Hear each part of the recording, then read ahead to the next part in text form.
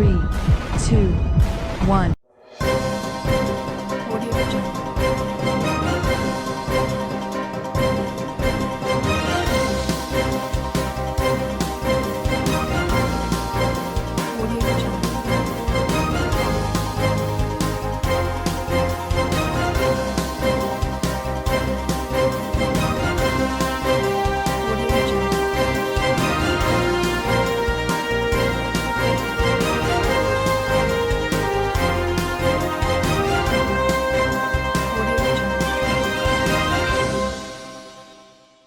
नमस्कार, मैं हूं नरेश राघानी और आप देख रहे हैं हॉराइजन न्यूज। देश में बढ़ते जा रहे डीजल पेट्रोल के दामों को लेकर जगह जगहों पर अलग अलग तरह से विरोध प्रदर्शन किया जा रहा है। उसी विरोध प्रदर्शन के तहत आज आम आदमी पार्टी के कार्यकर्ताओं ने अजमेर शहर में कुछ पेट्रोल पंप पर घूमकर अपना विरोध दर्ज कराया। आम आदमी पार्टी के कार्यकर्ताओं ने कहा है कि जिस तरह प्रधानमंत्री नरेंद्र मोदी हर चीज में कटौती करते आ रहे हैं, उसी तरह डीजल और पेट्रोल के भाव में अचानक बढ़ोतरी करना कितना उचित है। हम सरकार से इसका पुरजोर विरोध करते हैं और मांग करते हैं कि सरकार जल्द से जल्द पेट्रोल और डीजल के दामों में कटौती कर आम जनता को राहत दे। कोरोना काल में आर्थिक संकट का समय है, रोजी रोटी पर संकट है लोगों की, और अंतर्राष्ट्रीय मूल्य जो है वो तो तेल का गिरता जा रहा है, लेकिन हमारी जो भारत की सरकार है वो लगातार मूल्य वृद्धि कर रही है। और एक बार जब पेट्रोल और डीजल के मूल्य में वृद्धि होती है तो साथ ही बाजार की अन्य चीज़ें भी महंगी हो जाती हैं। तो सिर्फ सरकार को ये चेताना है, उन्हें याद दिलाना है कि आप एक वेलफेयर स्टेट हैं, और वेलफेयर स्टेट का मतलब होता है कि नागरिक के हित के निर्णय लीजिए, क्योंकि इसके कारण अगर बेरोजगारी तो बढ़ ही गई है, इसके कारण अगर महंगाई भी बढ़ती है तो आम आदमी का जीना जो है वो दुश्वार हो जाएगा।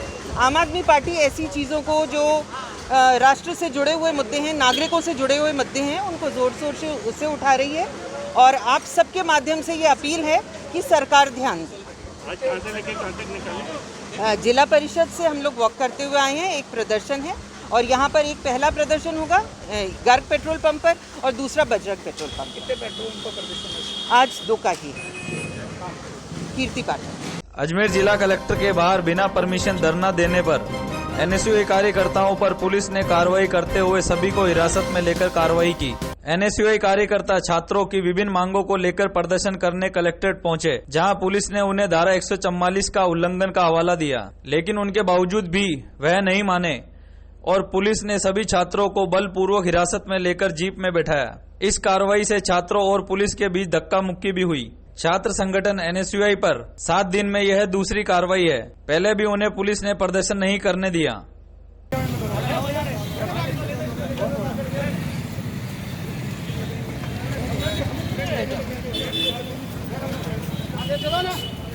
आ जाओ तो फिर भी बैठ जाओ, बैठ जाओ, बैठ जाओ। ऐसे अपने मांगे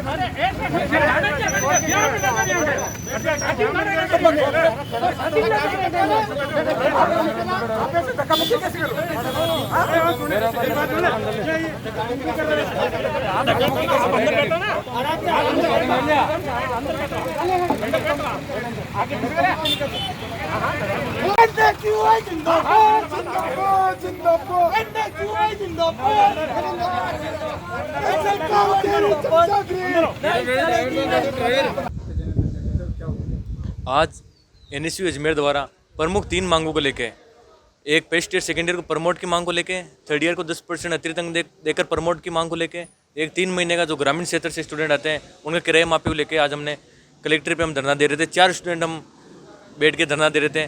सीआई साहब ने हमें कहा था आप 4 स्टूडेंट बैठ के आप धरना दे सकते हो, लेकिन हमने सीआई साहब की आज्ञा का पालन किया और 4 लोग हम बैठ के धरना दे रहे थे, लेकिन सीआई साहब ने हमें उठा के हम क्या वो अपराधी है, अपराधी की तरह हमें आज सिविल लाइन्स थाने लेके आ गए हैं, जो बिल्कुल गलत है, एक तरह से निंदनीय है, जिसकी हम निंदा भी करते हैं। हमारी प्रमुख मांग है, इसको लेके हमने 5 दिन पहले एमडीएस यूनिवर्सिटी में कुलपति को भी हमने ज्ञापन दिया था, लेकिन हमारी मांगे मानी नहीं गई। इसको लेके आज हमने ज्ञापन दिया था, धरने देने के लिए हम कर्मिक धरने के लिए हम बैठे थे। परमिशन हम कल परमिशन के लिए गए थे, लेकिन परमिशन के लिए हमें मना कर दिया था, तो हम शांतिपूर्वक 4 जने लोग बैठे थे। धारा 144 के अंदर 5 लोग नहीं बैठ सकते, लेकिन हम 4 लोग ही बैठे थे आज। नवीन सोनी क्या भैया किस को उठाया? हम 4 लोग थे, एक अब्दुल फरहान खान, अनिस मारुटिया, दिनेश चौधरी, एक मेरे को, और हमारे 3 साथी को बाद के अंदर वो हमसे मिलने के लिए आए थे, उनको भी अपराधी की तरह अंदर बिठा दिया एसआई साहब ने, सीआई साहब ने, जिसका नाम एक जाबेर खान है, एक का नाम तुषार गुजर है। क्या इस पर क्या कार्रवाई करेंगे? इसमें हम आगे हमने हमारे प्रदेश अध्यक्ष जी को हमने इसके लिए सूचना भेजी है। आगे हम इसके लिए चाहे एसपी साहब से भी मिलेंगे, हमें इसका लिखित के रूप में हम सीएम साहब को भेजेंगे। नवीन सोनी, अजमेर एनएसयू जिलाध्यक्ष। एनएसयू के कार्यकर्ता जो कि शांतिपूर्वक कलेक्ट्रेट के सामने अनिश्चितकालीन धरने पे बैठे थे। जो छात्रों की मांग है, जो फर्स्ट ईयर सेकेंड ईयर जो फाइनल ईयर स्टूडेंटों को 10% अतिरिक्त अंक देकर पास करने की, वो हमारी मांगें पूरी नहीं हो रही है। इसलिए हमारे एनएसयू के कार्यकर्ता जिलाध्यक्ष नवीन सोनी, पूर्व शासन संघ अध्यक्ष गण, हम सब ने अनिश्चितकालीन धरना दिया था, जबकि सिविल लाइन थाना पुलिस हमें यहाँ उठा के लेके आ गई है और हमें धरना नहीं करने दिया। तो आपने परमिशन वगैरह? हमने परमिशन लेने गए थे एडीएम सिटी साहब को, पर हमारे को परमिशन नहीं दी गई। उस चक्कर में हमने छात्रों की मांगों को लेकर, छात्र परेशान है, छात्रों का रोज़ का फ़ोन आता है, बोलो भैया क्या होगा क्या नहीं होगा, उसको लेकर हमने बिल्कुल परेशान होकर हम वहाँ अनिश्चितकालीन धरने पे बैठे थे और 5 मिनट में ही हम लोग पुलिस उठा के यहाँ ले आई। शिव प्रकाश गुजर, पूर्व शासन अध्यक्ष राजकीय। इसमें जिलाध्यक्ष नवीन सोनी है, पूर्व अध्यक्ष हनीश मारोटिया, दिनेश चौधरी और अब्दुल फरहान वगैरह 4-5 जो हमारे छात्र थे, उनको यहाँ उठा के लिए। आज अजमेर एनएसयूआई द्वारा जो लगातार हमारी मांगे चल रही है छात्रों को प्रमोट को लेकर और छात्रों का किराए, रूम किराए को माफ़ी को लेकर, उसको आज हमने कलेक्ट्रेट परिसर के बाहर शांतिपूर्वक 144 धारा के मद्देनजर रखते हुए 4 लोग हम धरना देने गए थे, जिसको पुलिस प्रशासन द्वारा रोका गया। छात्रों के साथ बदसलूकी की गई, इसकी हम कड़ी निंदा करते हैं और हम सीएम साहब से निवेदन करते हैं कि छात्रों की बात को, छात्रों की सुरक्षा को मद्देनजर रखते हुए छात्र हित में फैसला लेकर छात्रों को प्रमोट किया जाए। हम जब तक हमारी मांग जारी रखेंगे जब तक छात्रों को प्रमोट नहीं किया जाता। कितने जने को उठाया? आज हमारे 5 से 6 लोग हम एनएसयूआई कार्यकर्ता वहाँ गए थे, पदाधिकारी, हमें वहाँ धरना परिसर से उठा के सिविल लाइन थाने में लाया गया, हिरासत में लिया गया। अब्दुल फरहान का। दयानंद बाल निकेतन स्कूल के अभिभावकों ने फीस माफी व ऑनलाइन क्लास बंद करने हेतु कलेक्टर को ज्ञापन सौंपा। इस साल को शून्य घोषित करने की करी मांग। अभिभावकों का कहना है कि ऑनलाइन क्लास में नेटवर्क प्रॉब्लम होती है, वह जिसके पास फोन नहीं है तो उनका क्या समाधान है। उनके पास में स्कूल द्वारा बार बार फोन व मैसेज करके परेशान कर रहे हैं कि फीस जमा कराई जाए और ऑनलाइन क्लासेस ज्वाइन करने की मांग कर रहे हैं। अभिभावकों का कहना है कि जब स्थिति सामान्य होगी तब हमारे बच्चों की स्कूल शुरू की जाए। किस समस्या? जी, हम कलेक्टर के यहाँ पर आए हैं, अपनी स्कूल की फीस की समस्या लेके आए हैं, क्योंकि ना फिर टीचर्स आज दिन फ़ोन करती हैं कि ना फीस सबमिट कराइए, ऑनलाइन रजिस्ट्रेशन कराइए। तो कैसे कराएं? 2 बच्चे और 1 फ़ोन है, तो कैसे बच्चों को पढ़ाएं? और टाइमिंग भी एक ही रहता है। फीस कहाँ से सबमिट कराए? 1 महीने की कराइए तो है ही नहीं, तो कहाँ से कराएं? कोरोना काल में सब कुछ बंद पड़ा था, काम धंधे नहीं, सब कुछ भी नहीं, तो फिर कहाँ से फीस सबमिट कराएं? तो मैं तो नहीं चाहती कि मैं अभी अपने बेटे को स्कूल भेजूं या ऑनलाइन पढ़ाई कराऊं, मुझे तो नहीं करानी। मुझे आते हैं फ़ोन, कितनी बार फ़ोन आ चुका मेरे पास, मैसेज भी आ चुके हैं, गिरो बुक्स लीजिए, ऑनलाइन रजिस्ट्रेशन कराइए, आखिरी डेट है, पहले 24 जून लास्ट डेट बताई थी और रजिस्ट्रेशन किया, अभी 30 जून कर दिया। मैंने तो अभी तक नहीं कराया रजिस्ट्रेशन, ना मुझे कराना है, क्योंकि मैंने सपना कुशवा नाम है मेरा बेटा 3rd क्लास है। हाँ बताइए क्या हमें स्कूल माफी, फीस माफ के लिए हमें ये समस्या है। देखो, फीस माफ करनी है बच्चों की, क्योंकि बच्चे है ना अभी ऑनलाइन नहीं पढ़ सक रहे हमारे। जब मैम के सामने बैठ के वो नहीं पढ़ते हैं तो ऑनलाइन कहाँ से करेंगे? और किसी पेरेंट्स के पास मोबाइल अवेलेबल है नहीं है। 2 फ़ोन एक कौन से बच्चे को हम बताओ मोबाइल दे हाथ के अंदर? सब स्कूल वाले कह रहे हैं ऑनलाइन पढ़ाई करो, ऑनलाइन कहाँ से कराएं जब बच्चे मैडम के सामने नहीं पढ़ रहे हैं? तो मेरा डिवीजन में है, 3rd क्लास में है, शिवम जंगे नाम उसका। तो हम देखो फीस जमा कराने में सक्षम नहीं है अभी इस कंडीशन में, इस महामारी के चलते हुए, तो हम नहीं करा सकते अभी। तो फीस माफ स्कूल वालों को करनी होगी। आज आप किस लिए आए हैं? ये बस फीस माफ के लिए। अगर नहीं होती है तो फिर क्या करोगे? देखते हैं, हम आगे सॉल्यूशन निकालेंगे, देखते हैं क्या होता है आगे। वो तो आगे भविष्य देखेंगे बच्चों। बस आए हैं पेरेंट्स लोग, हम सब मिलकर कलेक्टर में मिलने के लिए आए हैं। पहले प्रिंसिपल से स्कूल में गए थे मिलने के लिए, फिर वो सब मतलब कोई डोर वगैरह नहीं खोल रहा है, मतलब सब अंदर बैठे हैं वो लोग। तो कलेक्टर, तो अब यहाँ पे देखते हैं क्या होता है अभी। नाम बताइए। मेरा नाम अंजना है। कांग्रेसी पार्षदों के शिल्प मंडल ने नगर निगम क्षेत्र के वार्ड परिसीमा में आ रही दिक्कतों को लेकर जिला निर्वाचन अधिकारी को ज्ञापन सौंपा। उन्होंने जिला निर्वाचन अधिकारी के नाम का ज्ञापन सिटी मजिस्ट्रेट विशाल दवे को देकर सीमांकन के अनुसार वोटर लिस्ट जारी करने की मांग की। पार्षद द्रौपदी कोहली ने बताया कि जो वोटर लिस्ट जारी की गई है उनके अनुसार वार्ड नहीं है, इसके चलते लोगों को काफी परेशानी हो रही है।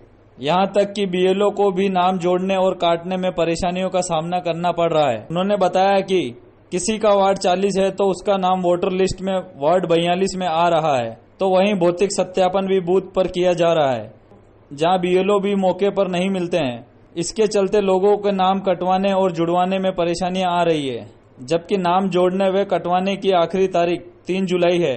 पार्षदों के शिल्प मंडल ने इसे भी आगे बढ़ाए जाने की मांग की है।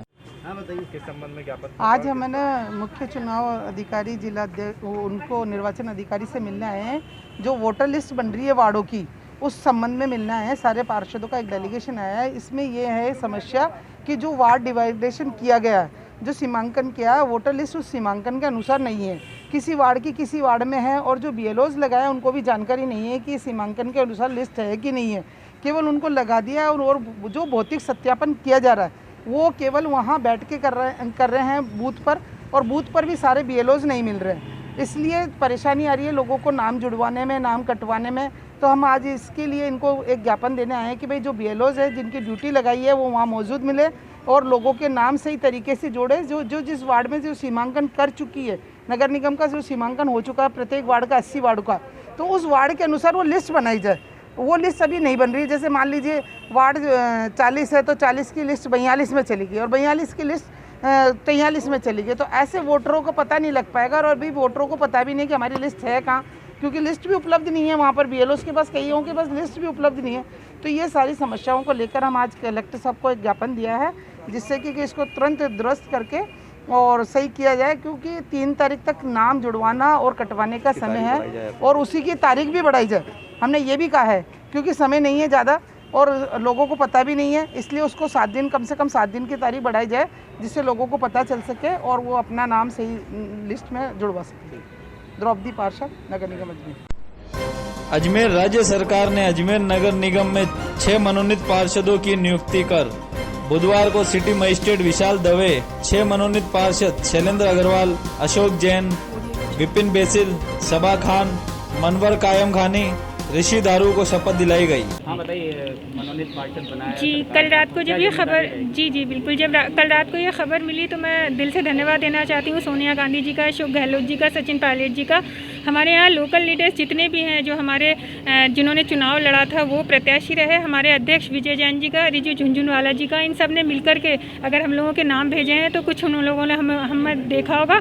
और मैं आज आप लोगों से वादा करती हूँ कि जो आज हम लोगों को शपथ दिलवाई है उसके ऊपर खरी उतरूँगी। और मैं आप मीडिया कर्मियों का भी बहुत धन्यवाद देती हूँ, हमेशा आप लोग सहयोग करते रहेंगे। और मैं भविष्य में यही करती हूँ कि जो महिलाओं के लिए मैं मदद करती आ रही थी, बच्चियों के लिए करती आ रही थी, इसके अलावा भी दायरा बढ़ाऊँगी और जो भी ज़रूरतमंद आएगा मैं उनकी सबकी ज़रूरतें पूरी करने की पूरी कोशिश करूँगी। अजमेर में मुझे चूँकि मनोनीत पार्षद बनाया है, मेरा एक वार्ड नहीं है, पूरे अजमेर से मेरा रिश्ता रखा है, तो मैं इस पर कायम रखूँगी। मैं फिर से कांग्रेस पार्टी का, सचिन जी का, अशोक गहलोत जी का, हमारे लोकल लीडर्स जितने हैं उन सबका तहे दिल से शुक्रिया अदा करती हूँ। राजस्थान सरकार ने मुझे सैवरन पार्षद बनने का दोबारा मौका दिया, इसलिए मैं माननीय मुख्यमंत्री अशोक गहलोत जी का, उप मुख्यमंत्री सचिन पायलट जी का, माननीय रघु शर्मा जी का, रिजू झुंझुनवाला जी का, हमारे माननीय अध्यक्ष विजय जैन जी का सह दिल से धन्यवाद करता हूं। और मुझको जो ये जिम्मेवारी सौंपी गई है, मैं इस पे पूरा अपना निर्वहन करूंगा, अपने कर्तव्य का पालन करूंगा। और ये खुशी तो है, बट इसको कोविड को देखते हुए इसको संजीदा तौर पे मैं इसको लेता हूं और मैं कर्मयोगी रहा हूं और समाज सेवा करना मेरा प्रथम कर्तव्य है, मैं उस पे ही मना रहूँगा। कल राजस्थान प्रदेश के लोकप्रिय मुख्यमंत्री आदरणीय अशोक जी गहलोत और लोकप्रिय प्रदेश कांग्रेस कमेटी के अध्यक्ष और उप मुख्यमंत्री आदरणीय सचिन जी पायलट के निर्देशानुसार अजमेर के 6 कार्यकर्ताओं को नगर निगम अजमेर में मनोनीत पार्षद के रूप में नियुक्ति दी गई है।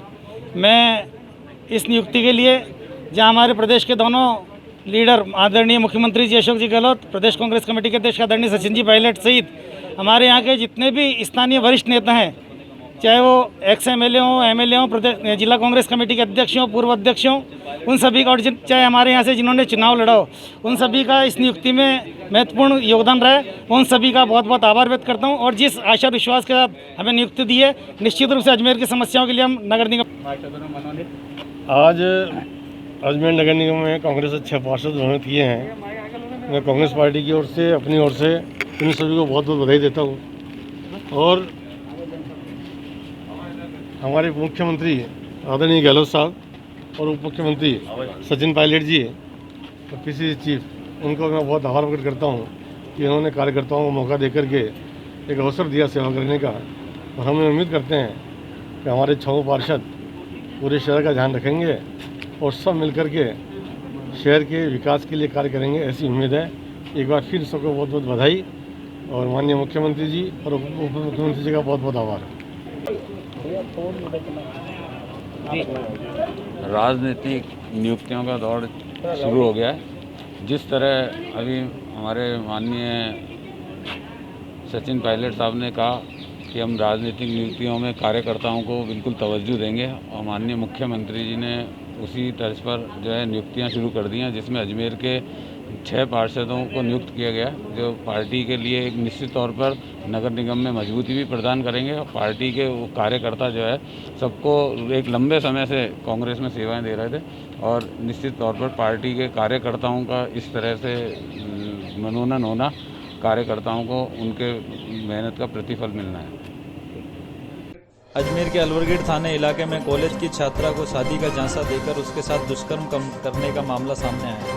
अजमेर के अलवरगेट थाने इलाके में कॉलेज की छात्रा को शादी का झांसा देकर उसके साथ दुष्कर्म करने का मामला सामने आया। पीड़िता ने बताया है कि धोलावाटा निवासी आकाश नाम का लड़का डीजे का काम करता है।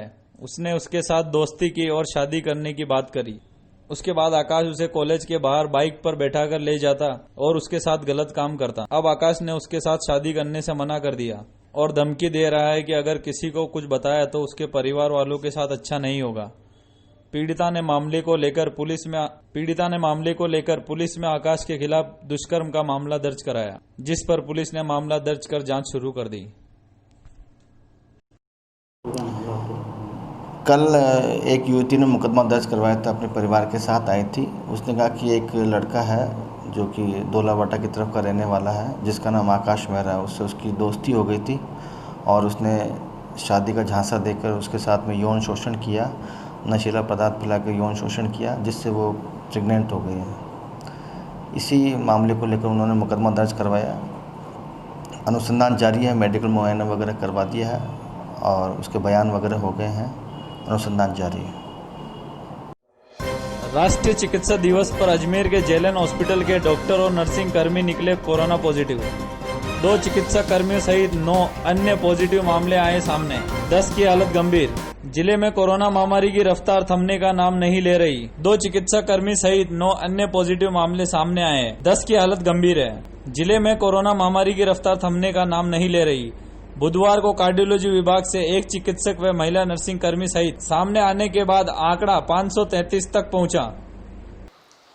आज कोरोना को लेकर अभी तक हमारा दिन अच्छा नहीं मानूंगा, मैं तो ये कहूँगा, क्योंकि काफ़ी बड़ी संख्या में आज कोरोना पॉजिटिव पेशेंट आए हैं। अभी जो हमारे पास रिपोर्ट अभी आई है उसमें टोटल 11 पेशेंट पॉजिटिव आए हैं। 11 में से 1 पेशेंट नागौर का है, बाकी 10 पेशेंट अजमेर के हैं। और अनफॉर्चुनेटली उन 10 में से 1 हमारे चिकित्सक भी हैं और 1 चिकित्सा कर्मी नर्सिंग स्टाफ भी है। शहर के विभिन्न स्थानों से ये मरीज आए हैं, और जिसमें वैशाली नगर, शास्त्री नगर, कचहरी रोड, इस तरह के जो अभी तक जो एरिया नहीं थे उन तक से भी पेशेंट आए हैं, और एक चावंडिया का पेशेंट भी है। तो इस तरह के डिफरेंट स्थानों से पेशेंट आए हैं। ये एक अच्छी बात नहीं है। खैर, अब जो भी है, हमने उन पेशेंट को हम शिफ्ट करेंगे को पॉजिटिव वार्ड में। और दूसरी बात जो अच्छी नहीं है वो ये भी है कि हमारे पास इस वक्त काफ़ी बड़ी संख्या में कोविड पॉजिटिव पेशेंट हैं जो कि सीरियस हैं। 31 पेशेंट हमारे पास पॉजिटिव वार्ड में भर्ती हैं, जबकि हम 7 पेशेंट को कोविड केयर सेंटर में भेज चुके हैं।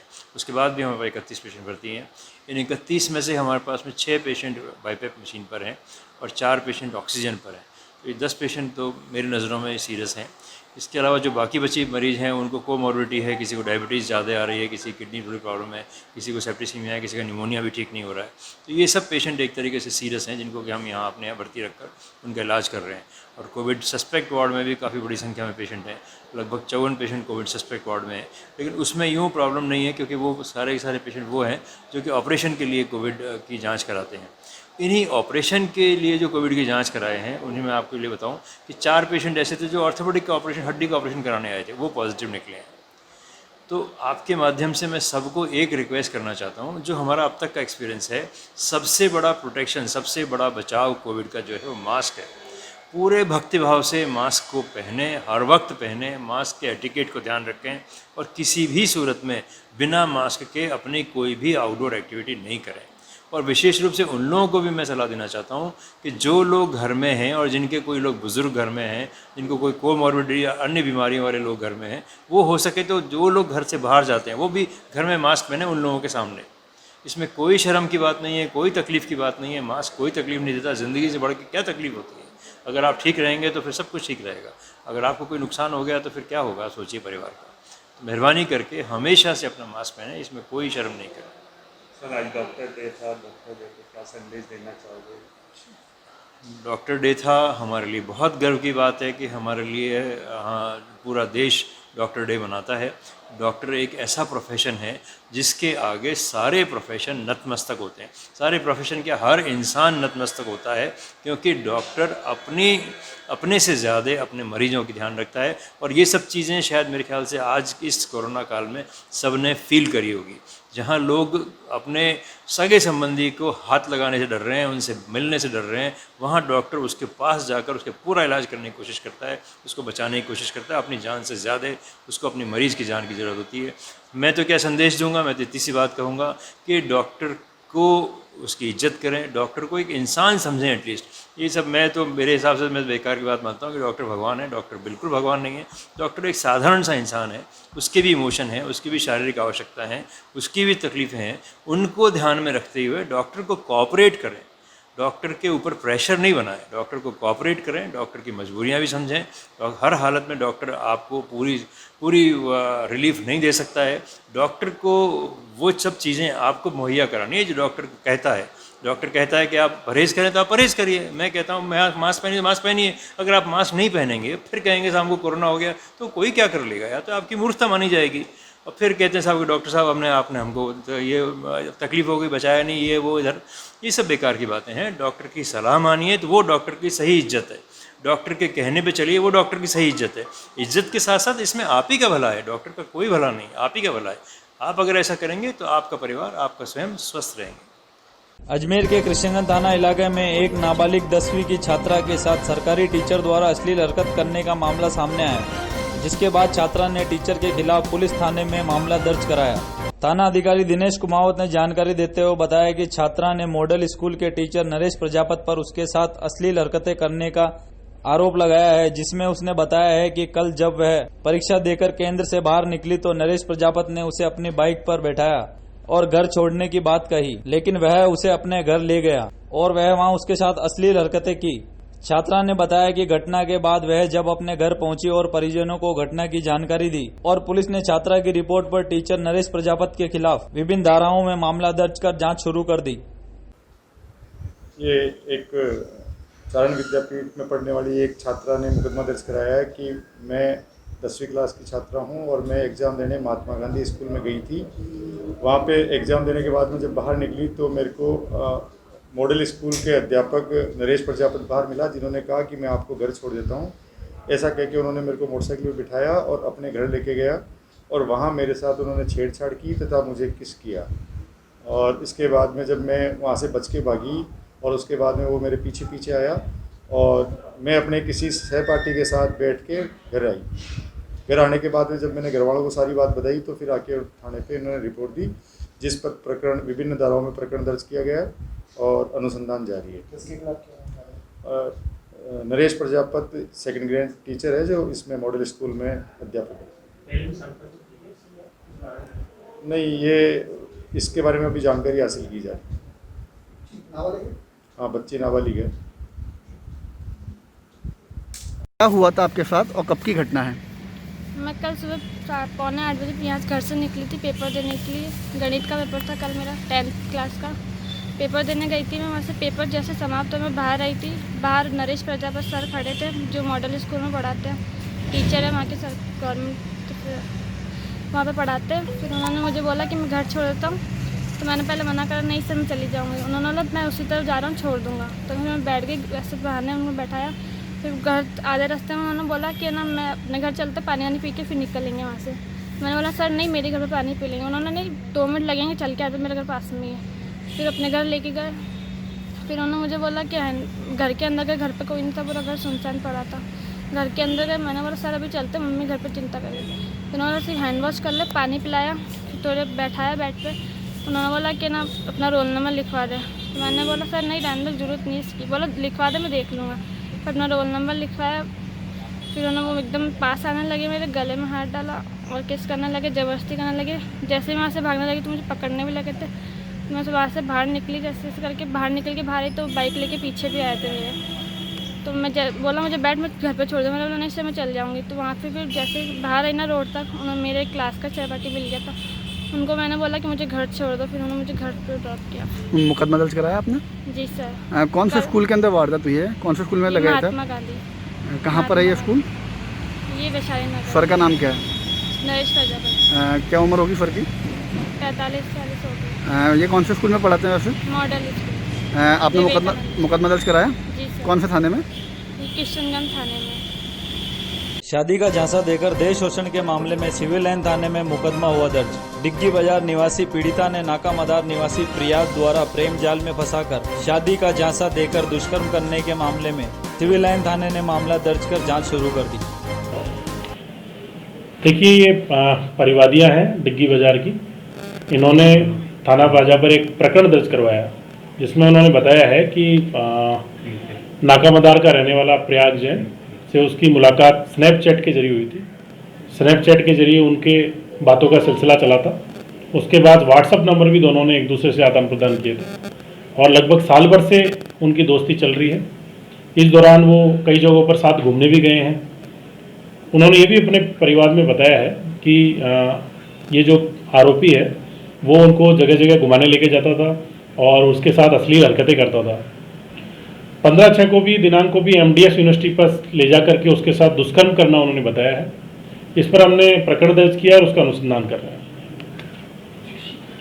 किशनगंज थाने क्षेत्र में पकड़ी अवैध शराब का जत्था। पुलिस ने दबिश देकर 39 कार्टून देसी शराब के किए जब्त। लोहार बस्ती BPL क्वार्टर में पुलिस ने दबिश देकर अवैध रूप से बेची जा रही शराब को जब्त किया। वहीं आरोपी को हिरासत में लेकर पूछताछ जारी है।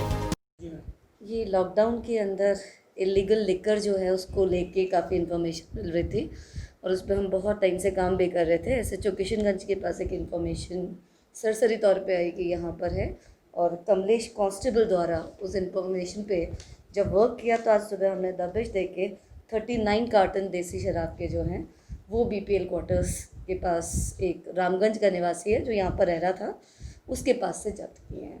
इसके अंदर बाइफिकेशन की अगर बात करें तो 6 कार्टन जयपुरिया ड्राई जिन, 28 carton impact blue classic whisky और 5 carton green Apple vintage special strong देसी शराब के है। इसका नाम टिंकू है जो कि रामगंज का रहने वाला है और इस काम के सिलसिले में वो इधर अपने BPL क्वार्टर्स में रह रहा है। 39 इसके अंदर अभी हमें जो है वो कार्टन्स बरामद हुए हैं। तो कार्टन है, कार्टन के अंदर कीमत अभी हम एस्टिमेट कर रहे हैं इसके हिसाब से क्योंकि लीगल तरीके के हैं तो वो वाली चीज़ है। मार्केट वैल्यू में भी आपको दिलवा देती है। ये तो अभी इसके पास स्टोर्ड मिली है। ये हमारे पास थी कि यहाँ से डिस्ट्रीब्यूट कर रहा है और सप्लाई कर रहा है तो वहाँ पर से उस इन्फॉर्मेशन के ऊपर काम किया है कि क्या ये इलीगली तरीके से बेच रहा है तो इसकी कस्टडी में से हमें इतनी इलीगल लिकर मिली है। टिंकू अभी तफ्तीश जारी है।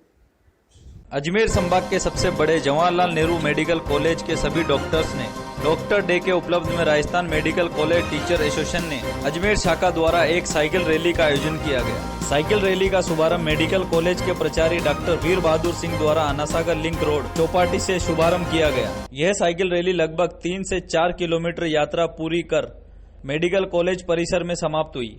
इस साइकिल रैली द्वारा समाज में कोरोना के बारे में जागरूक करने की कोशिश की गई। रैली में विशेष प्रकार के पोस्टर डॉक्टर्स ने अपनी साइकिलों पर लगाए। मेडिकल कॉलेज के प्राचार्य ने बताया कि जन जागृति द्वारा ही कोरोना महामारी से बचाया जा सकता है क्योंकि इस बीमारी का अभी तक कोई पुख्ता इलाज नहीं है, इसीलिए बचाव ही उपचार है। सभी डॉक्टर्स ने एक दूसरे डॉक्टर्स को डॉक्टर्स डे की बधाई दी।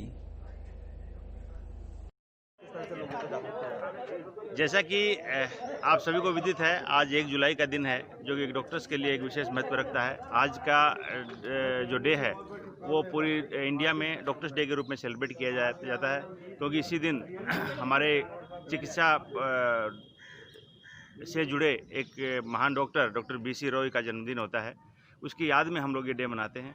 और आज का विशेष तौर से हमें एक साइकिल रैली निकाल के सबसे पहले तो हम उन महान डॉक्टर्स को श्रद्धांजलि देना चाहते हैं और उनका बर्थडे सेलिब्रेट कर रहे हैं। दूसरा, इस कोरोना काल में लोगों को मैसेज देने के लिए कि कोरोना से कैसे बचा जाए, इसमें इसकी मॉर्बिडिटी और मोर्टिलिटी कैसे कम की जाए। जैसे कि इस बार IMA का भी थीम यही है कि कैसे कोरोना से डेथ रेट कम की जाए और आदमी कैसे फिट रहे, उसको लेके हमने एक संदेश देने का प्रयास किया है। हमारे RMCTA के साथियों ने इस प्रोग्राम का आयोजन किया है। विशेष तौर से इसके अध्यक्ष डॉक्टर भूतड़ा, सेक्रेटरी डॉक्टर हेमेश्वर और नरेंद्र शाह, इन सभी को मैं बहुत बहुत धन्यवाद देना चाहूँगा, साधुवाद देना चाहूँगा कि इन्होंने इस रैली का आयोजन किया और इससे एक जनता में बहुत अच्छा मैसेज जाएगा। आज ये जो रैली हमने डॉक्टर्स डे पे एक Rajasthan medical college teachers association के अजमेर ब्रांच ने, जिसमें हम जवाहरलाल नेहरू मेडिकल कॉलेज के टीचर्स शामिल हुए हैं, उसमें एक रैली आयोजित की गई है। ये हम संदेश देना चाहते हैं जन जागरण को, अजमेर शहर की जनता को, और आपके माध्यम से बाकी जो भी दर्शक हैं उन सबको ये देना चाहते हैं कि कोरोना से डरें नहीं, कोरोना के साथ हमें रहना है और कोरोना से बचाव के लिए जो साधन राज्य सरकार और सेंट्रल गवर्नमेंट के दिशा निर्देश हैं उनका हमेशा पालन करें। जैसे मास्क हमेशा लगा कर रहें, हाथ बार बार धोने और सोशल डिस्टेंसिंग मेंटेन करके रखें और घर से तभी निकलें जब बहुत ज़रूरी हो। रैली में कितने लोग करीब शामिल? रैली में करीब 40 के आसपास डॉक्टर शामिल हैं, क्योंकि इससे ज़्यादा शामिल होना अभी इस समय मना है।